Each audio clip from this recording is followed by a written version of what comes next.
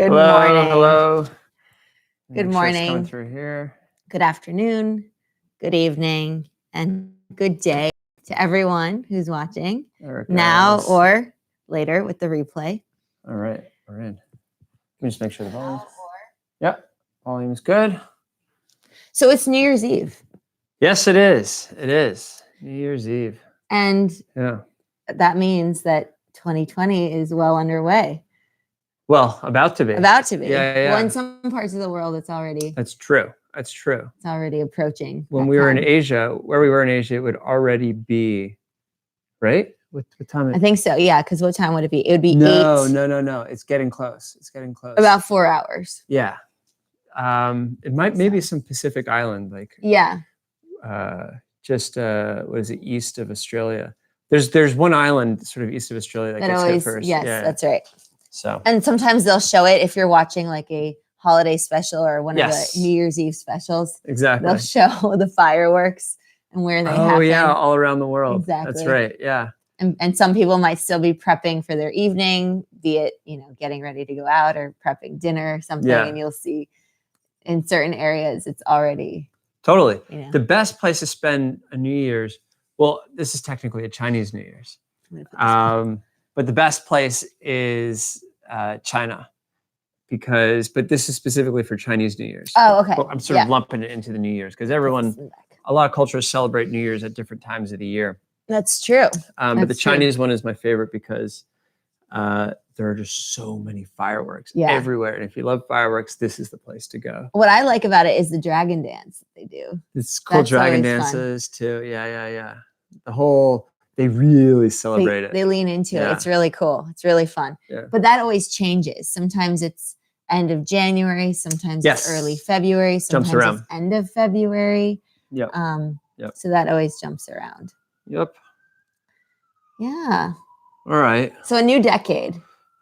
Wow, you're right. It's a new decade. It's a new year, a new decade. Mm-hmm. And I feel like our topic is pretty appropriate for this. Definitely. Because what the topic is, what's your story? What's your story? How to be able to answer that in a way that's going to be able to relay the information that you want to and send the message out there that you. Yeah. And the reason I think it's appropriate is because when you get to turning points in your life, whether it's a new decade or a new year, you often ask yourself that question, like, what's my story? Who am I? What is it I do? Like this existential question. Right, exactly. What have I accomplished? What do I hope to accomplish? And I feel like the question, what's your story, can encapsulate all of that, right? When someone asks you, right, what do you think? When someone asks you, what's your story? What's going through your head? It's a who am I question, definitely. But then if you definitely check out the lesson about what's your story and how to answer this question on the spot, on the fly, in that moment, in other words. But it really does depend on the person you're speaking to, the sort of like the goal, the purpose of sharing what it is that you're about to share. Some people, if it's in a more like professional setting, it could be an elevator pitch. It could be as simple as. What do you mean by an elevator pitch? Pitching yourself, and you only have 14 seconds or however 8 seconds. The duration of the elevator. The duration of the elevator right. To convey whatever it is that you want. So if it's a pitch about some product that you're about to launch, or your maybe a business that you're spearheading, or whatever it might be, right? The person that you're interacting with might be interested if you can pitch it to them in a way that is compelling and memorable. So what I'm getting at here is that the audience does influence how you shape that story, right? So if I'm telling you, we know each other extremely well, so it doesn't. Let's say you are a coach at a college that I'm trying to for a sport that I really want to get in and play on, like scholarship or whatever. Right. Okay, so if I'm gonna tell you what my story is, I better talk about my athletic ability and my interest in joining the college that you're coaching for, right? In that sport. Right. So if they asked you, if the coaches asked you, what's your story? You don't want to go on about sort of your, I don't know, Something your art irrelevant. project, Well, right? right. Unless you're talking to the art teacher, you want to get Well, into that's what I'm saying. art. We're talking to the athletic coach. Exactly. Yeah. So you really do have to tailor. It always comes down to this, you guys. Tailoring your message to the audience, be it a one-on-one, be it in a corporate setting, be it in a public speaking setting. It always will impact. The audience will always impact what you're. Yeah. The way you shape your story, so to speak. I agree with that. And I think it's a matter of being aware, right? So reading the situation. Definitely. And understanding what's appropriate for that context. And I think that's a lot of what our channel is about. Definitely. Right? It's about using the appropriate communication for the appropriate circumstance. Because if you try and just memorize something and always use that same script. So that's, have your spiel. Yeah. It's what will inevitably end up happening is you have one of two options. You can make it so incredibly generic right. that it applies to every context. And then that's just going to bore people and certainly bore yourself. Or you can have something that's pretty specific, but it will end up only being appropriate in some cases and totally inappropriate in other cases. Right. Right. And you don't have that flexibility there. Right. So I think the best communicators are the ones, like you're saying, who can assess the situation, figure out what kind of information should be conveyed, how it should be conveyed, and then deliver accordingly. Exactly. Yeah. And, I think it comes down to practicing, even out loud in the comfort of your own home, just to try out, a few different styles, a few different ways of saying the thing that you do want to say, and maybe even having a couple of different scenarios. So you might have one for, you're a group of friends. Maybe you just came back from a year of travel. Maybe you just did a gap year. Maybe you just, studied abroad. You started a new venture, whatever it might be. You might have something that people might say, okay, so what's your story? Like, what have you been up to recently? Yeah. And be able to speak eloquently about it. If you think about it, we got that question a lot over the summer. Because this summer we went to a few weddings and we saw a lot of people we haven't seen in a while. That's true. And so, different friend groups. I feel like that question was on the tip of everyone's tongue. And in that context, that's not a job interview, right? So you don't necessarily want to launch into all your professional accomplishments. I think with more distant acquaintances, that ends up kind of being something like that. I think so People too. are often, I think, what they're really getting at is like, where are you professionally? Or academically, like, are you in school, or what are your hopes and dreams? Right. But there's no question that in those social settings, there's also some personal stuff, right? In a job interview, you don't necessarily say, oh, well, we got married and such. But your friends, they do want to hear that stuff. So there's a blend, right? So we would talk a bit about, getting married, honeymoon, that kind of stuff, in addition to sort of what we're working on, Explearning. Explearning. And it was kind of a mix and match. Exactly. Right. Yeah, and I really like that you use that word blend, right? Because it's a nice balance to trying to strike that, but more so a blend, being able to share a little bit about your own, everyday, to your professional aspirations. Yeah. Really showing that you're human, right? You're not just all like business.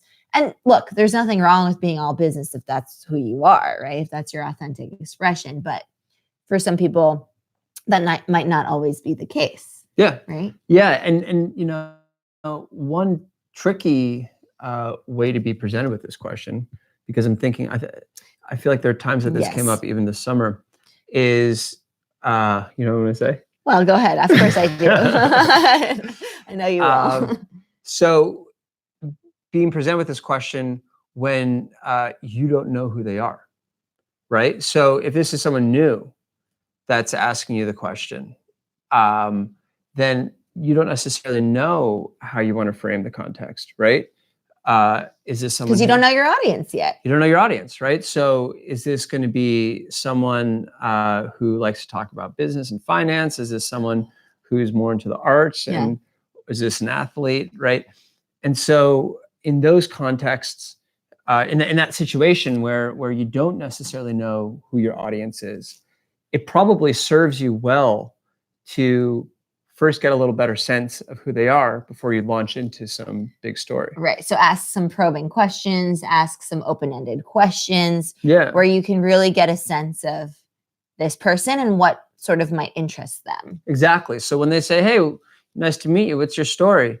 You can say, well, there's a few different parts of my life that I'd love to talk about. What kind of stuff interests you? Let me, let's figure out, what aspect. And you can say it in, I think, a more smooth way. Nonchalant way. But the idea is just probe a little bit. Sure. Yeah. I'd love to tell you a bit about myself. What field do you work in? Or, basically what you want to do is get a little more information out of them. Right. So you know how to tailor it. Or you can present with a few options. Well, by profession, I'm a doctor. My hobby is needlepoint, and I'm really, really into soccer. Do any of those interest you? I can tell you a bit about well-rounded person. I know, that right? You just painted for us. I love that, and not falling in any one specific stereotype. That's fantastic. So you can give them like a little smorgasbord. Yeah, I think I really like that, because that way you kind of let them either tell you, oh, that's really interesting, tell me about the needlepoint. Oh, yeah. Or you can see in their body language, right? If they open their eyes a little bit wider, if there are these micro expressions that we can use to really gauge whether someone is interested or disinterested. Right. One of the easiest ways is just look at their feet. Are they pointing towards you, or are they pointing towards like someone else in the room or another area? So basically, if I'm talking to you and if my feet are pointed straight at you, I'm like fully engaged. I'm listening. I'm, you've got my attention. I'm wrapped. Right. However, if, it's like a social setting and I'm like half listening and my feet are pointed in another direction and I'm like, on my way to try to make motion and exit, then it's like, okay. Maybe even your shoulders too. Yeah, I like shoulders. Yeah, shoulders too. It is kind of hard to twist. There are people out there who can do that, but what is it usually? Yeah. But that's sort of a good way to also see non-verbally whether, you've got their attention. Right. So. Yeah. And it is, so I said before, probably you don't want to memorize the answers to the question. It just becomes stiff. But I do think what you can have on tap is a few different themes that you're ready to discuss. Yeah, that's definitely a good one. Mm-hmm. So you don't necessarily have a script for all this stuff. But you do, particularly when you're going into settings where there's going to be a sort of wide diversity of people, you can have a few different things that you're ready to talk about. You could just sort of, before you go into the situation, briefly recap what it is you've done professionally. Yep. What's new with, if it's an industry kind of talk or something like that, get updated on the industry and sort of what you've done is related to that industry. How your product fits in, how your service fits in. Yep. Mm-hmm. If it is a social setting, then, kind of recapping where you've visited the last year, friends you've seen that they might be interested in hearing about.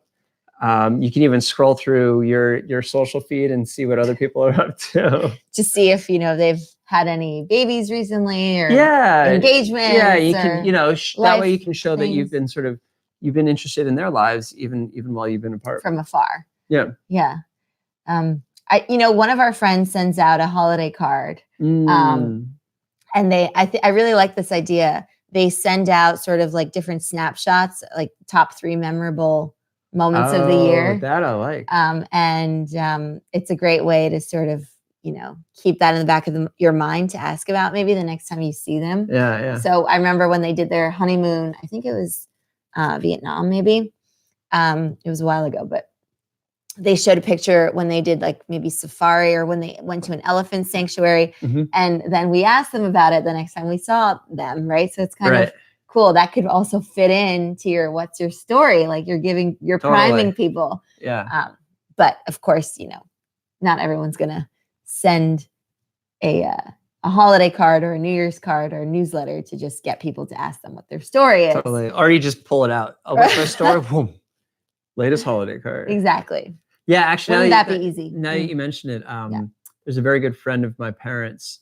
And every year, they don't just send a card with a picture. Yeah. They literally put together a story. They put like an annual story. Yeah, it's so nice. And it's really a great idea. It's a newsletter. I'm not even that close to them at this point. but you grew I up still, with some of their kids. a little bit, a little bit. It's like one of those things where you see them for like, sure, once a year. Sure.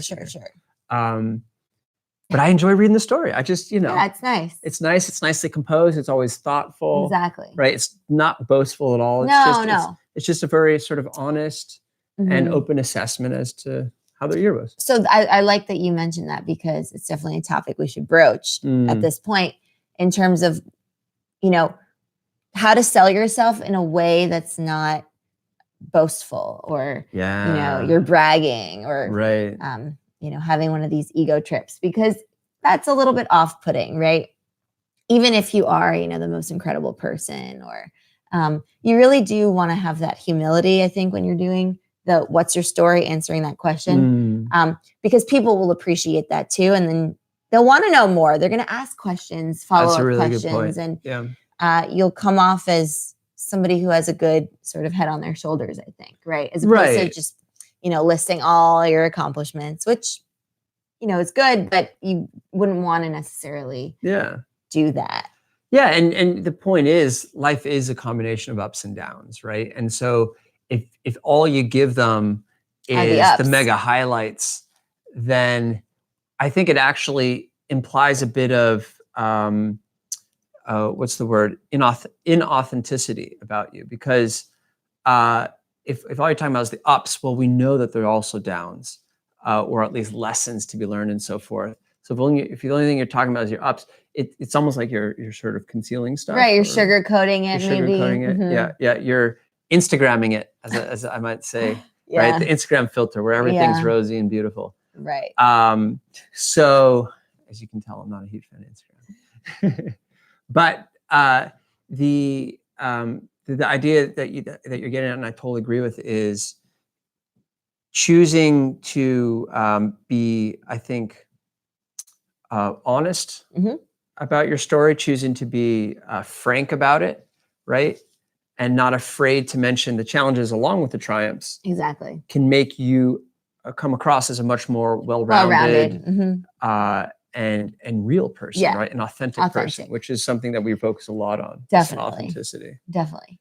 And, you might not be ready to offer that information up in the what's your story spiel, but if somebody were to say, oh, so I heard that, you had this obstacle that you overcame, what or whatnot, then you'd be able to speak to it in an honest way.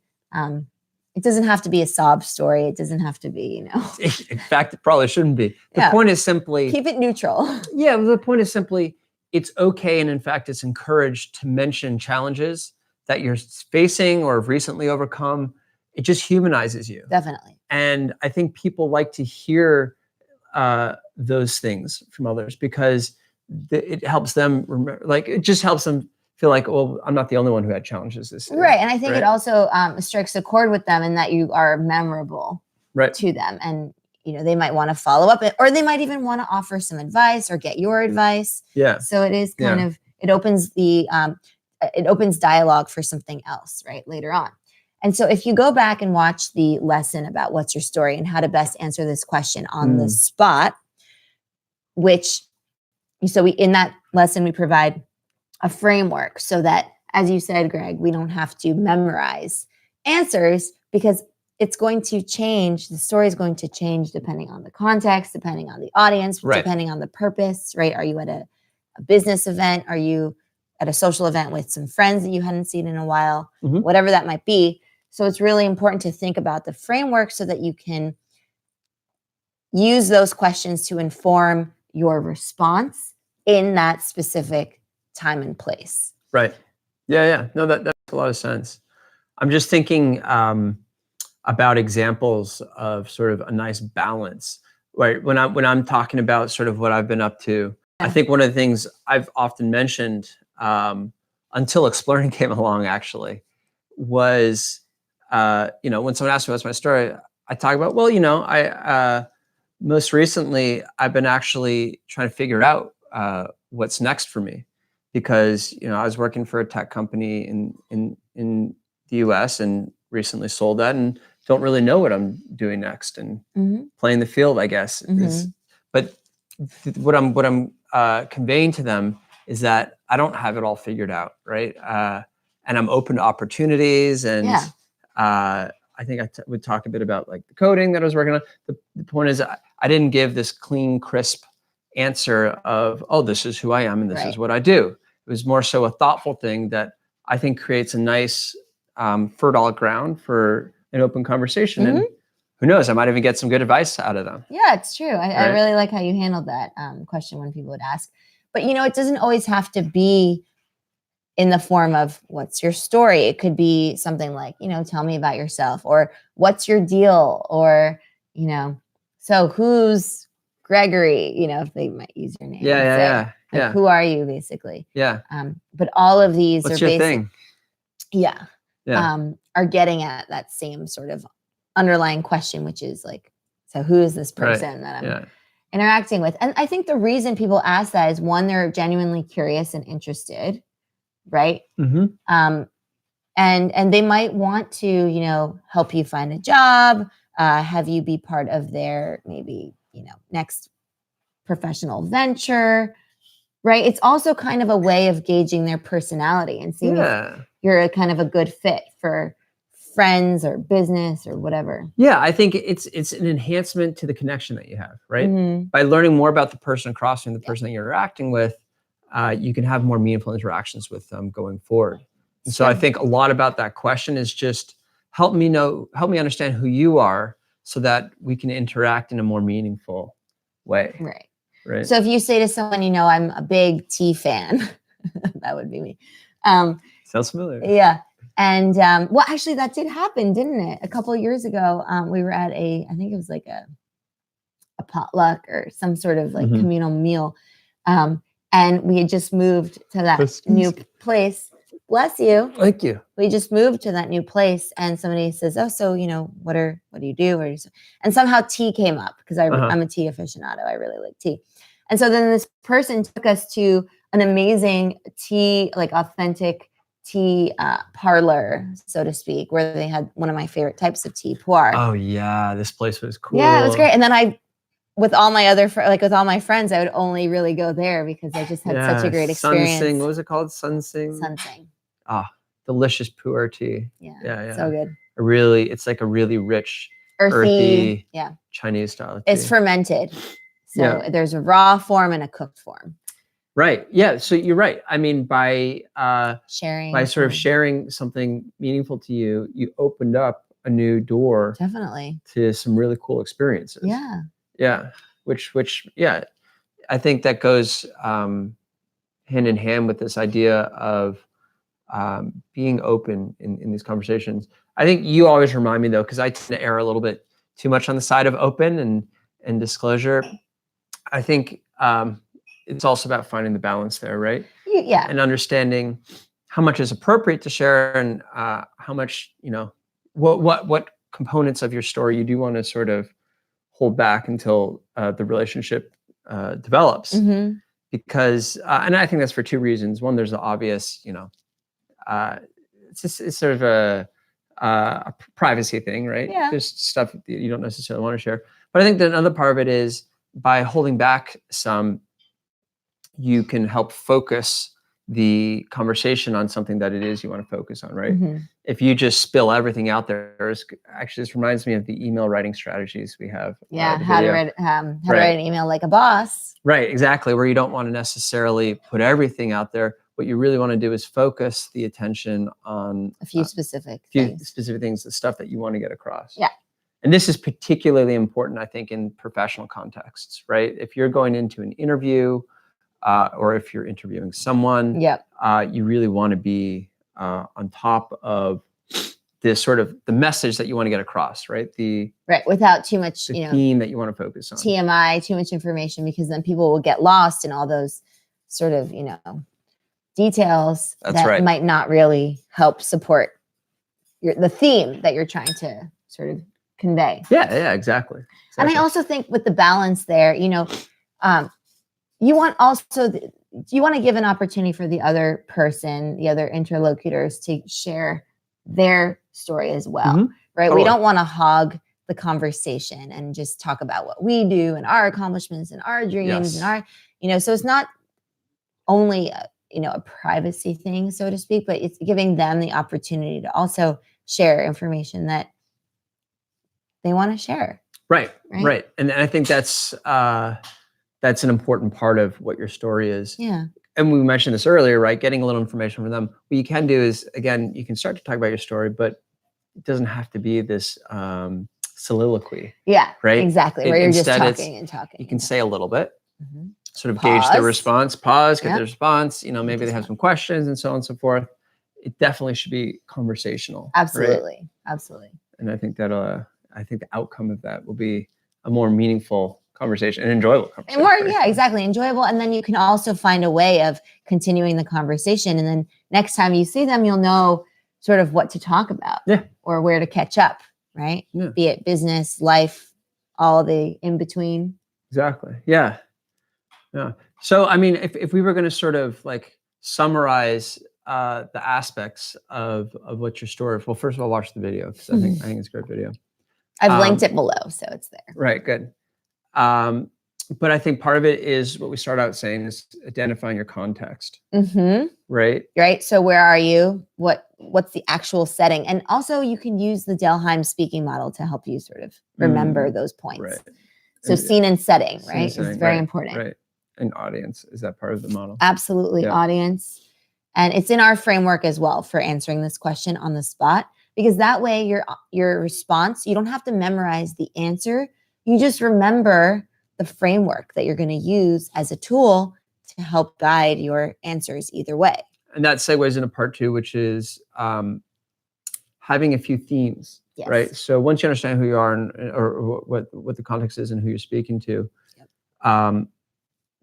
determining which of the few themes of your life, which of the threads, which of the paths is going to be most appropriate, most interesting, and selecting it. Right.